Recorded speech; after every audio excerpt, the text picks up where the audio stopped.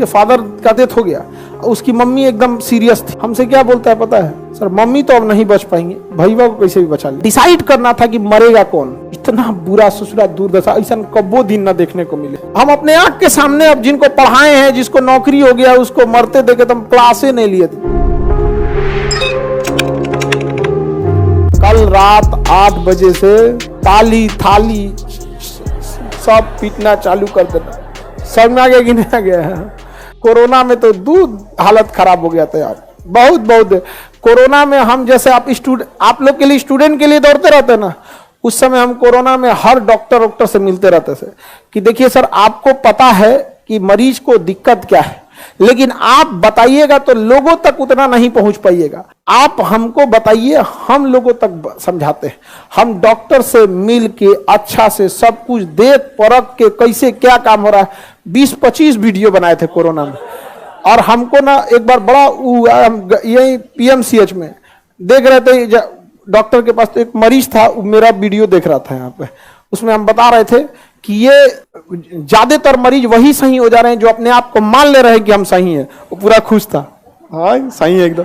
अरे भाई, जब दवाई है ये नहीं है, सिम्टोमेटिक इलाज हो रहा है। सिम्टोमेटिक मतलब सर्दी हुआ तो सर्दी का दवाई, बुखार हुआ तो बुखार का दवाई। कोरोना का दवाई ये नहीं है। सिम्टम्स क्या दिख रहे हैं? सिम्टोमेटिक क्या है?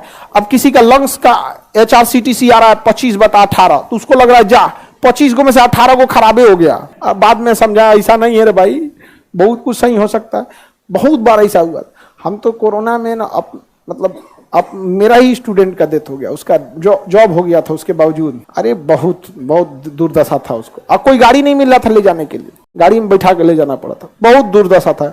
एक स्टूडेंट था, उसके मम्मी को कोरोना था, उसके फादर का कोरोना से डेथ हो गया, उसकी मम्मी एकदम सीरियस थी। अब वो 3-4 दिन से हमसे कह रहा सर कैसे भी, एक ठो इंजेक्शन था उस समय रेमडेसिविर, कैसे भी इंतजाम करा दीजिए सर, मम्मी को बचाना है। यहाँ पे एकदम रो रहा था। और उसका छोटा भाई भी था, दोनों लगभग एक ही एज के थे, एक आध साल का अंतर था। अब रेमडेसिविर इंतजाम किए, 1 लगा 2 लगा, उसके बाद उसकी मम्मी हो गई सीरियस, अब भैया हो गया सीरियस। हमसे क्या बोलता है पता है सर, मम्मी तो अब नहीं बच पाएंगे, भैया को कैसे भी बचा लीजिए। ये हाल हुआ था कोरोना में। डिसाइड करना था कि मरेगा कौन। इतना बुरा ससुरा दुर्दशा ऐसा कब्बो दिन न देखने को मिले। अब क्या बोला जाएगा यहाँ पे? सोचिए किस तरह से दिल पे पत्थर रख के बोला होगा कि मम्मी तो अब नहीं बचने वाली है। मतलब उसको लग रहा होगा ना कि अब मम्मी उसकी नहीं बचेंगी, जबकि जिंदा थी। 2 दिन बाद डेथ हुआ, लेकिन उसको 2 दिन पहले से पता चल गया था कि ये नहीं बच पाएगा। भाई को बचा लीजिए कैसे भी आप।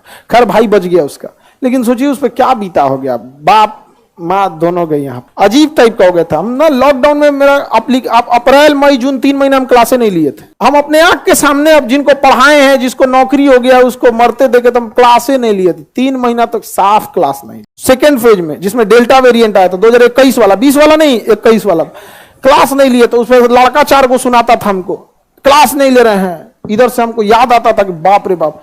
हॉस्पिटल में एक बार हम ऐसे इधर उधर भटकते थक गए, तो एक जगह टेक लेके इसे आराम से थे, तो डॉक्टर करा हट जी वो लाश है। अरे बाप हो बाप, अरे थक गए थे हमको यहाँ पे, तो नहीं आदमी टेक लेके कहीं खड़ा हो जाता, लाश है भाई। इस तरह से रखा गया था। इतना दुर्दशा था। और मतलब मत पूछिए, दिन नहीं आए तो ठीक है, ससुरा चाइना वाला चोट्टा सब चमगादड़ खा के हम लोग को जान ले लिया सब।